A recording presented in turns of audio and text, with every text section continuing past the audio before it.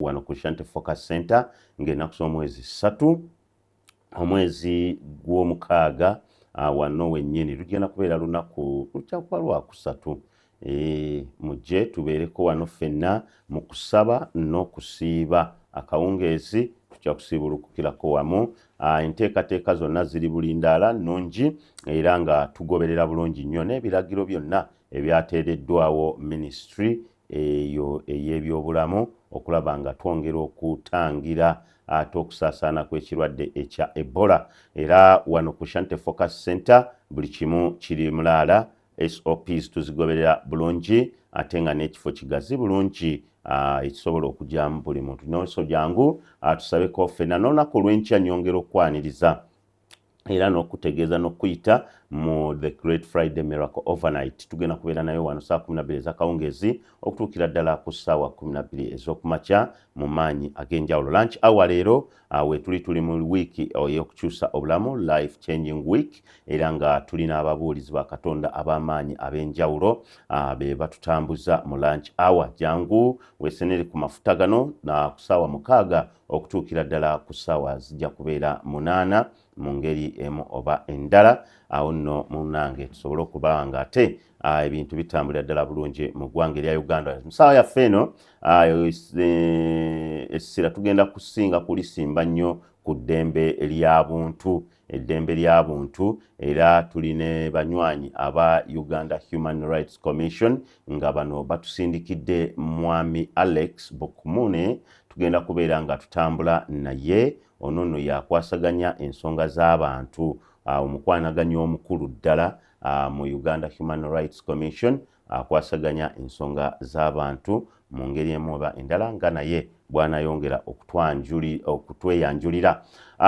Lipooti ya 28 ey'omwaka 2025 gye tugenda okusinziirako okulaba oba ddala eddembe ly'obuntu linaayongerwa okubeera nga lyongera okutereeramukko wakati ng'abantu bakaaba nti lirinnyirirwa nnyo awatali agamba. Ffenno tugamba agamba waali era y'ensonga lwaki twamunoonyezza ne tumuleeta mwami Alex asobole okunnyonnyola eggwanga. Tukwaniriza ssebo.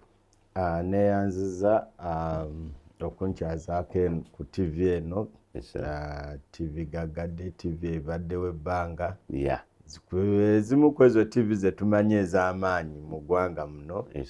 Amanya bampita Alex Bokumune nga mu lufuutifuuti mpitibwa Public Affairs Manager oba omwogezi w'ekitongole oba oyo omuntu akwataganya ekitongole n'omuntu wa bulijjo oba ekitongole n'abantu abalala bekikolagana abakolagana n'ekitongole ekyo. Olunaku lwajjo lwabadde bize eri akakiiko k'eddembe ly'obuntu nga tulonkinga annual report. Lipooti eno tugikola buli mwaka. Constitution erina ebintu bingi byetuwa okukola byetuwa okukola nga akakiiko k'eddembe ly'obuntu.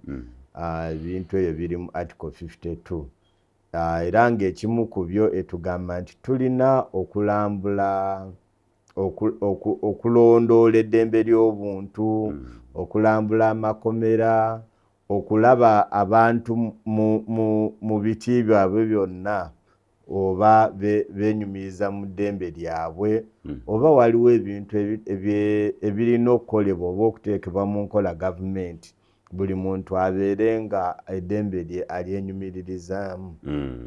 So mu nkola eyo ey'okulondoola eddembe era constitution yennyini etugamba nti buli mwaka tulina okukolayo lipooti eyeetongodde.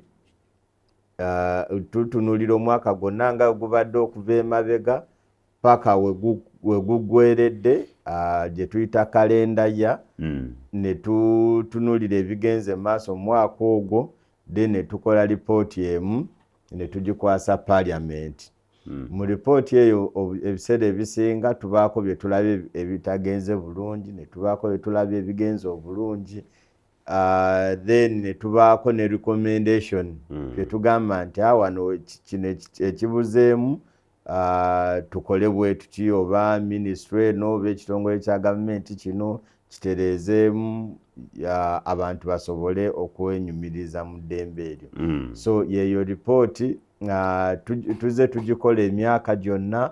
So eno ripooti ya 2008 bukyanga tuteekebwawo ng'ekitongole mu mwaka gwa 1997. So ne guno omwaka twasobodde ogikola era twabadde ku Protea twayise abantu buli muntu kye tuyita public launch general public emanye kyekiri mu ripooti eyo. Then olwamaze okugitongoza ne ku mikutu emirala gimigatta abantu twabaddeyo nga tugamba abantu ku ripooti eno, naye era bwe twamaze ogitongoza kati kaweefube aze kukugibunyisa kugamba abantu nti bannaye ripooti eno yatongozebwa erimu kino erimu kino erimu kiri, abantu bagimanye era baginoonye weeri bagisome bafunemu nabo ebyabwe ebibakwatako oba n'abo abakwatibwako okulaba nti eddembe ly'obuntu oba balina obuvunaanyizibwa mu kulaba nti eddembe ly'obuntu libukaala mu ggwanga, nabo banoonye ripooti eno balabe kiki kye twabatumye okukola. So omulimu gw'okubunyisa ripooti eno n'ebigirimu gwe gundeese wano olwaleero. Yes, kale munnayuganda ali eyo era tulaba ku KTV yeesungira nno ddala okumanya ebitonotono bye mwazudde mu alipoota eyo eya 2025 alipoota eya 2008 muzze mukola. Biki ebyakulembedde n'ebitonotono ebituukiddwako n'ebyo ebirina okutereezebwa? Ripooti eno nneneko eriko chapters 13. Naye nga engeri gye tugiwandiikamu oba gye tugistructuringamu chapter esooka paka ku y'omunaana tuba twalondayo emiramwa gye tugamba nti guno omulamwa mu period eno abantu bagwogeddeko nnyo oba wabaddewo nnyo okwogerezeganya ku kintu bwe kiti. So ne tugufuula omulamwa mu ripooti eyo. Kati emiramwa egyo okuva ku chapter esooka paka ku y'omunaana ebintu bye twatunudde omwaka oguwedde waaliwo okulonda. So lwakuba nti tetunnakola ripooti omwaka oguwedde naguno kuba mwalimu kampeyini guno tetulonda. Kati ebimu ekyokulonda oba okulonda okwagenda mu maaso twakitaddeko essira, naye nga jjukira nti era tukyateekateeka ripooti ey'okulonda ey'enkomeredde, naye eno nga yo specifically eri kulonda kwokka, naye eno twakozeyo chapter ku kulonda, era nga mu chapter eyo ebimu bye twanokoddeyo kwe kuli kansooke mpe chapter zonna nga bwe ziri. Mulimu eyo ekwatagana ku by'okulonda, mulimu ekwatagana ku by'okutulugunya abantu, okusiba abantu, abantu okubasiba ebbanga eriyita mu eryo constitution lyeragira nti bw'oba oteeberezebwa etteeka ligamba nti olina kusibwa ssaawa 48 ekinene ennyo. Then because bo abakola etteeka babaali balowooza nti owa poliisi wagira okukwata already aba alina fayiro ng'ewedde.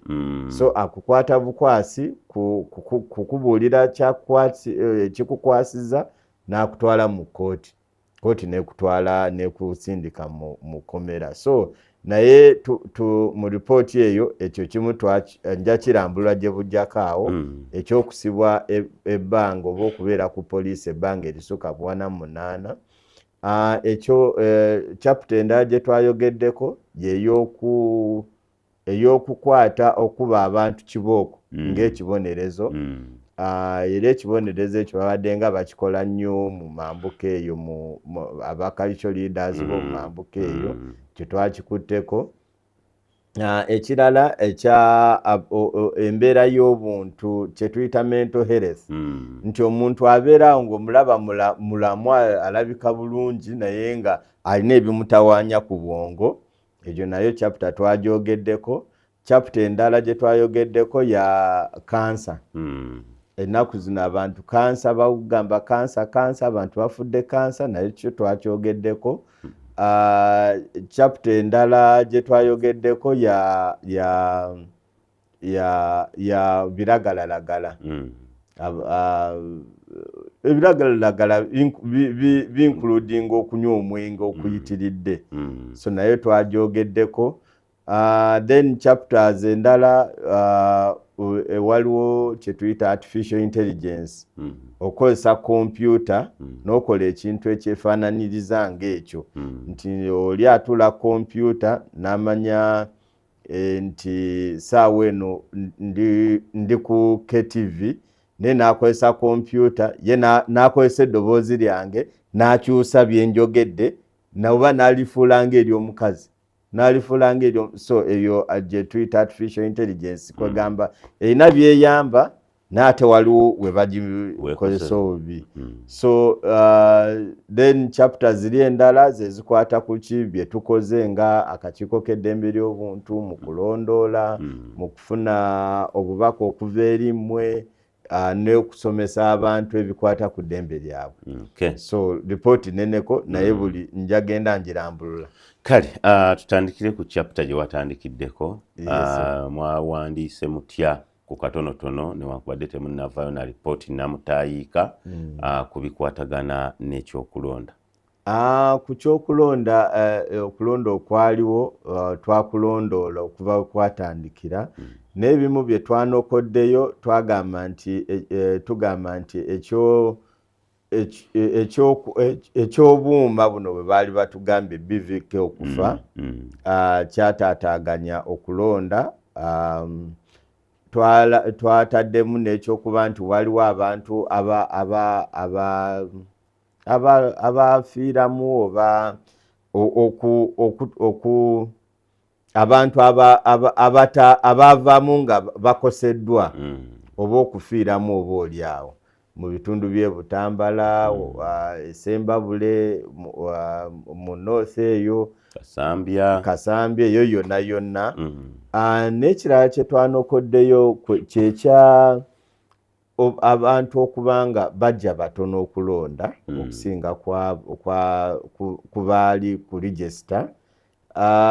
Naye twagambye nti waliwo improvement mu kuba nti akakiiko k'ebyokulonda katandika mangu enteekateeka zino ezikwata ku byokulonda n'ekyobululu okufa. Nti obululu bwafa nnyo kiraga nti abantu tebamanyi kyakola bwe batuuka ka box. Naye bwe twagerageranyiza ne 2021 kuba twabadde tubala 2026 ne tulaba nti ate waliwo okwo nti bwogerageranya obwafa 2021 ate obwafa mu 2026 ate butonoko naye era still namba ekyali waggulu. So nga tugamba nti akakiiko k'ebyokulonda ne gavumenti twongeremu okusomesa abantu bamanye ki kye balina okukola bwe baba batuuse mu byokulonda, n'okugamba abannaffe aba security baleme kuyitawo bwe baalikomye. N'eddembe ly'abamawulire mu biseera by'okulonda lyalinyirirwa era nalyo twalyogeddeko. Tugamba abamawulire balina okulekebwa bakole omulimu gwabwe, n'okugala kw'ebitongole ebyabwannakyewa oba civil society nakyo twakyogerako kuba twalaba nti abamu mu 2021 abamu bakkirizibwa okulondoola. Okulondoola kwe kujja n'olaba nti bye tuteeseteese okukola bye bigenda mu maaso. So twalaba nti abamu tebakkirizibwa kulondoola. Ate bwe twali tusembeera okulonda kwennyini abamu baggalibwawo completely nakati license zaabwe za suspendingibwa tebaddanga mukola bakyali waka. So tugamba ebintu ebyo tulina nga gavumenti tulina okuwuliziganya tulabe nga mu kulonda okuddako tebibaawo. Mmwe kati awo mu kyokulonda musinga kuwuliziganya naani gwe muyinza okugamba nti alipoota eno atusinga kugyolekeza ono era emabega kubanga eno ya 28 kitegeeza mubaddewokko mu kulonda kwa mirundi ng'ena mwali mukozeyoko ku alipoota nebaako kyekyusa nga mutunulidde ennyingo y'okulonda eyo tuzze tulondoola era buli kulonda okubaawo tukola lipooti eyeetongodde ku kulonda okwo ne lipooti ya 2016 lipooti twazikola ebiseera ebimu ku bye twalambika mu kulonda okwayita ebize biteekebwa mu nkola mulimu ebintu nga eya 2026 mwalimu ekintu ky'okuvujjirira omusimbi n'ekyokusomesa abantu ebimu ku bye twasimbangako essira nti luli akakiiko k'ebyokulonda kaali tekawa bantu budde nga roadmap eno ejja leeti naye n'ekirala nti enkalala z'abalonzi okuzireeta we balondera ku polling stations abantu basobole okulaba oba kwebali oba tebaliiko luli baalinga bakikola ng'obudde butuuse nga tebakiwa budde bumala naye tulaba nti byebimu ebyo ebize bimprovinga lwakubeera wakyaliwo obwetaavu naye nga tulowooza naye nga buli we tukola lipooti eno tugiwa parliament parliament bwetuula neeyita abo abakwatibwako kati mu recommendation ezimu ze twakoze twazoolekeza kakiiko k'ebyokulonda kati parliament erina okayita ebagambe sente za BVK machine zino zajja mu budde lwaki temwabutesitinga mangu akakiiko k'ebyokulonda akakiiko kaffe kabagamba nti twebuuza lwaki bwafa lwaki tebakola prior test ne tugenda okujja kulona nga bali sure nti bunaakola naye of course buli machine yonna ebeera n'ebigaana naye n'ekirala kye twagambye kyesaagala kwerabira kyekyokugyako internet engeri y'ekivandulo nti ogaddewo eggwanga lyonna teririna internet naye ng'otugamba nti tutya nti abantu bagenda kukozesa by'emitimbagano bagire bataataaganye national security oba beekumemu omuliro tugamba this time round recommendation gye tukola nti okujjako internet tekyetaagisa naye bw'obanga gwe gavumenti owulidde nti mu butuufu kyetaagisa jjako ebitundu ebyo byokka bw'olaba awasinga okubeera threat tojjaako wonna kubanga kisoboka tulabyeko nga basobola okugira tulabyeko nga bablokinga Facebook yokka ebirala ne bisigala nga bikola so byebimu ku ebyo bye tutaddemu nga mu recommendation ezenjawulo okay kale tugenda kuwumulamuko katono ate bwe tukomawo ne Mr. Alex tugenda kwongera okutunuulira ebirala ebitonotono ebiri mu alipoota ebyo ebyenkizo kuba tayinza kugimalayo ya miko mingi nnyo naye tulondamu ebyo ebyenkizo nga bwe tulonzeemu ekyokulonda akati ate tugenda kudda ne ku kirala mpola mpola tulabe eggwanga butya bwe liyinza okutambula yaŋŋambye batunulako ne mu kansa niŋŋamba mwagala kuwamba minisitule ya health mwe mu kansa ate muba mutunulayo mutya era mutamu ensonga saako n'ebirala ebyenjawulo kakati Mr. Alex tutunulireko ku muntu okubeera mu Kaguli essaawa ezisukka 48 kyomwakiwandiikako mutya nga tetunnatuuka ate ku kyabakiraani leaders abasabula abantu kibooko abo ate lwaki mubatunulira mbadde mmanyi nabo balinayo kooti zaabwe ezakkirizibwa ezigunjula abantu tusookere eno mu detention ekintu kya detention nga bwe nkyogeddeko awo nga nyanjula nti abakola amateeka ge Uganda bakiraba nti omuntu talina kumala mu kaduukulu kuba bo balaba nti oba oteeberezebwa kuba nti wazizza omusango. So bw'oba okyateeberezebwa then kiri eri kooti okugukusomera ekusindike ku mukomera oba gye tuyita luzira abantu bamanyi nnyo nti luzira yekomera oba okuwa akakalu oba okuwa akakalu ekute.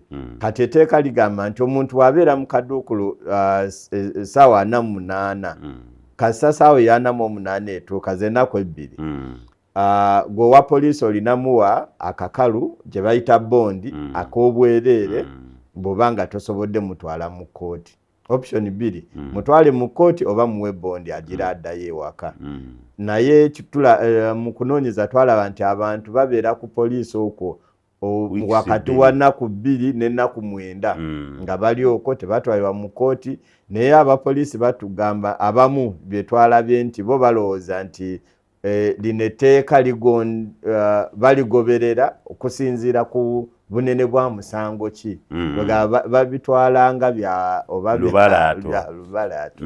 Naye nga ab'amaka bayombaganye gwawo omusajja newogira ng'obeerayoko munakkaanya beerawo mu kakomera awo paka we munakkaanya. Webibeera nti oli yakutte mwana yakoze madda awo yasobola n'okubeerawo ennaku 9 ne wiiki 2. Naye ffe tugamba nti nedda etteeka ly'etteeka.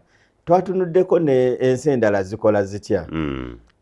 Kenya bo bakugamba olina okubeerayo ssaawa 24 ssaawa 24 naye eriwa kooti nti ssaawa 24 we ziggwako omupoliisi omukulu ajja n'akugamba nti tubadde tukunoonyezaako kino n'ebiganye katwongezeeyo ku budde. So naye alina okukiteeka mu kooti nekkiriza bakwongezeeyo ogira obeera awo. Ne UK ne India balina amateeka weegatyo. Ne tulikomeninga nti weeru we muba nga muwulira libalemye okutuukiriza eri 48 at least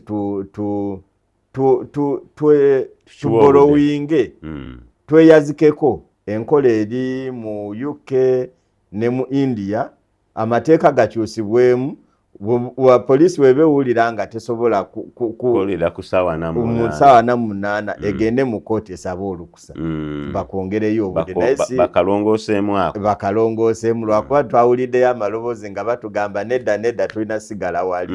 Naye ebyo tujja kugenda nga tubyetegereza. Ekyaba clan leaders omanyi tulina abakulembeze b'ennono buli mu kitundu buli omu alina abakulembeze b'ennono bakkiririzaamu okuviira ddala ku mitendere gya wansi. Okuviira ku mitendere gya wansi. Naye tulabe nga mu Elango ebitundu byerire eyo Akyoli eyo bo tebalina bwakabaka nga bwe tulina wano mu Buganda. Bo balina be bayita ba clan leaders. Ba clan leaders ne balondamu abakulira. Kati bo okukwasisa empisa oba ennono oba engeri gye bakoleramu ebintu byabwe mu kitundu ekyo bikwasibwa abo ba clan leaders. Naye ekibaddeyo kye tulabye nti bo bw'oba osobezza bakukwata ne bakusiba emikono bulungi ne bakwalawo nga carpet bakusiba emikono n'amagulu ne balondayo omusajja ow'amaanyi awo amanyi okuwewenyula n'alyoka akwewenyula emboko ne bakuyiwako n'amazzi kwegamba ofune bulungi obulumi. Ekyo twagamba amateeka g'eggwanga ebikolwa ebyo twabiwera. Oba ekkooti zagambye tezaagala busangosango obutonotono oba ekyo bakikola mu busangosango obutono ako mu nfuga y'eddembe ly'obuntu ako si kasango katono. Ekyo byebimu ku constitution oba etteeka ly'eggwanga ekkulu bye binokolayo nga ebitalina kukolebwa oba mu lutalo oba mu mbeera ya COVID oba mu mbeera ki yonna tolina kuba muntu kibooko byakyeyonoonera ebyo ne waba nti kubonereza kubanga teriyo kooti esobola kusalira nti bakube kibooko. oba lwakuba abasomesa bakyakuba kibooko n'abo twabawera abo bonna simanyi basomesa simanyi mu prison amanyi prison we babatwala okulima office akwata mu ebyo byonna amateeka yes amateeka agakyusibwamu ebyo byonna twabiwera kyova atuzeeyo mu ripooti eno tugamba ensonga eno yawerebwa mu ggwanga naye ekyalimu ne tuddayo era tujanjulira parliament tubagambe kati mugyeyo etteeka eri direct erikwata ku bantu abakuba bannaabwe ekibooko.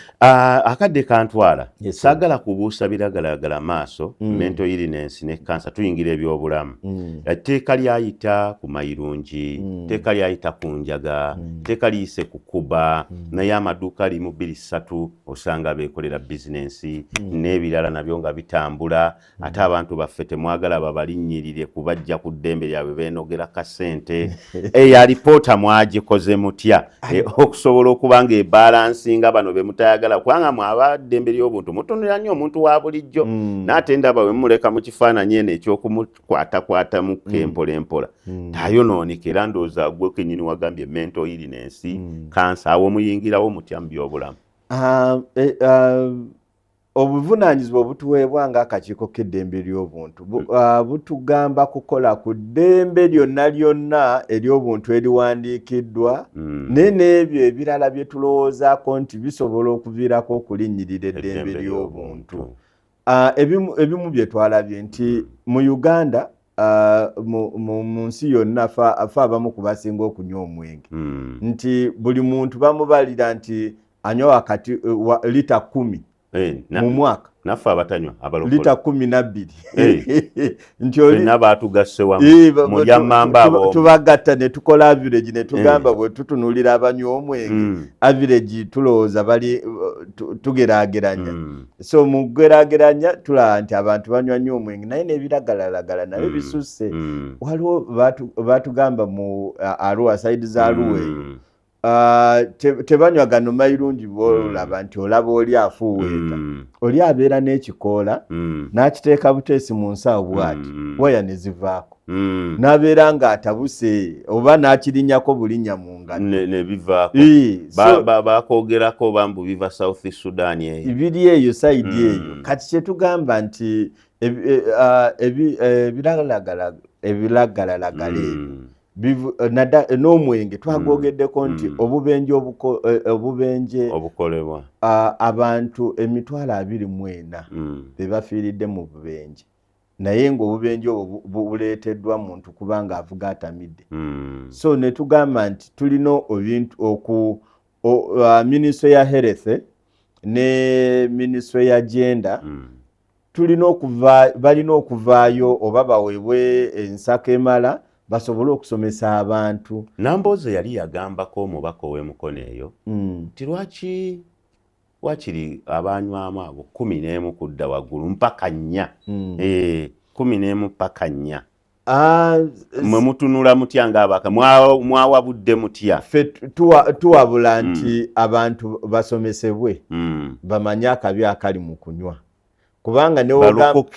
neogamba nti 11 mpaka 4 bw'omala okunywa ku ssaawa 4 ez'ekiro ogenda kuddayo oti ewuwe waka ojja kuvuga emmotoka otomere abalala abatanywedde so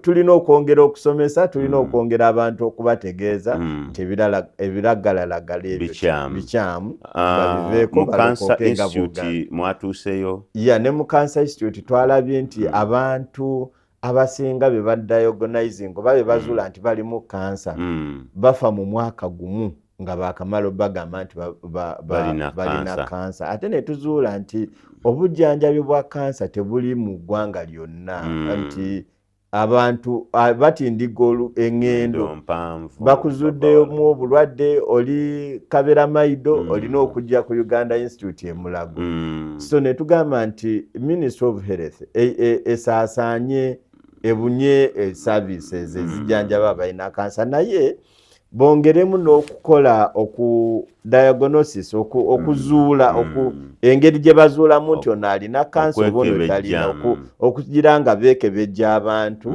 so that we bakuzuula nga obudde bukyali osobola okolebwako mu kitundu kyo gy'oli n'otafuna mu ddakiika zino 6 nze nsigazza kozesaako 5 otubuulire ebituukiddwako akakiiko ak'eddembe ly'obuntu saako n'ebiruubirirwa oba ebisuubirwa okutuukibwako. Ebimu ku bituukiddwako omanyi constitution etugamba okufuna complaints okufuna okwemulugunya okuva mu bantu then ne tukukolako era tulaye nti twafuna okwemulugunya kuli mu 1,600 naye nga okwemulugunya okwo ebiseera ebisinga kujja omuntu aba tamanyi kyakola nti oli ajja oluusi kwebuuza bwebuuza naye ffe bw'ojja oba ozze kwebuuza oba kino ddembe lyo oba si ddembe lyo oba ozze kutuwaabira musango gwa ttaka naye nga tumanyi nti waliwo kooti y'ettaka egy'okuyamba ne tukuwa amagezi ne tukuluŋŋamya ne tukugamba balooya abasobola okuwoleza ku bwereere ezo zonna tubiteeka wansi ne tugamba tufunye okwemulugunya. Kati mu bantu abajja 1,600 tulina twaregistaringa oba betugamba nti bano betugenda okukolako 303.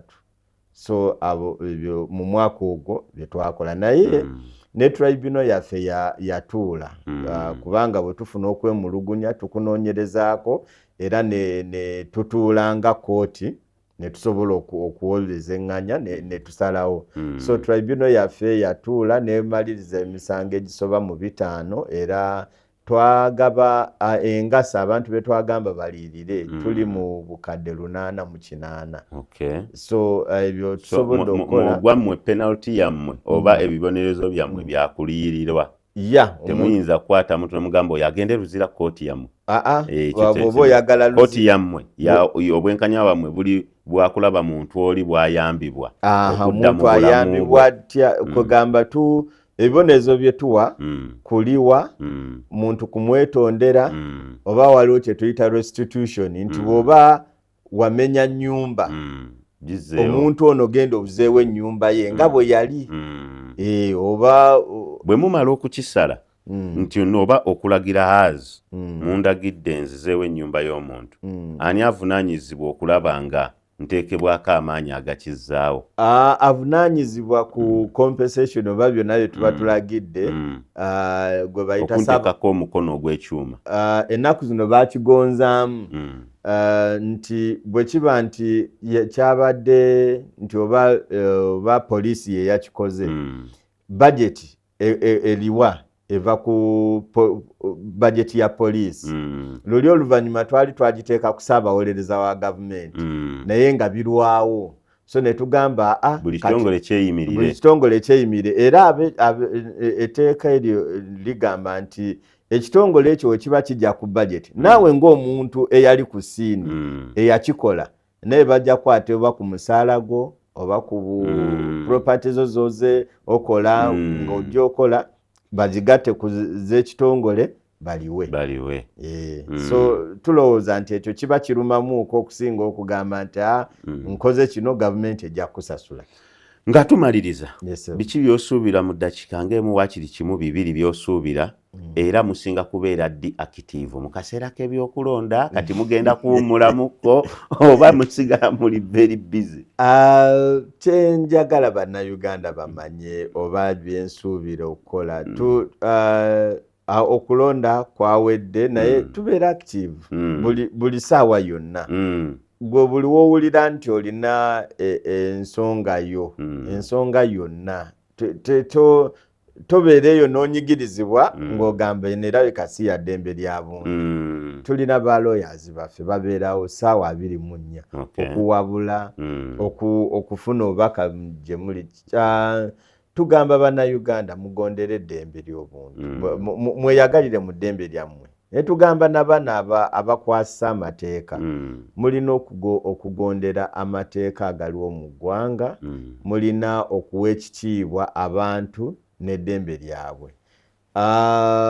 Gwaffe gwakuluŋŋamya gavumenti weebeesobye gwakuluŋŋamya ne munnayuganda w'oli kukumanyisa eddembe lyo obuvunaanyizibwa bwo kubanga eddembe lijja n'obuvunaanyizibwa so buli we weyagalira mu ddembe lyo manya olina obuvunaanyizibwa obutakosa ddembe lya mulirwana oba lya muntu mulala. Kale Mr. Alex Bukumun, akadde katuweddeko so nga ate ebirala bibadde bingi naye kimanyi ojja tuwa akadde akalala okomewo batusiibulire ate teweerabira omulamuzi ye ekisanja kye tekinnaggwako. Ekisanja kikyaliko kyagendeddemu baminisita manyi nti gavumenti bwekyuka nga naye bamugamba ekisanja kiwedde kati takyaliyo.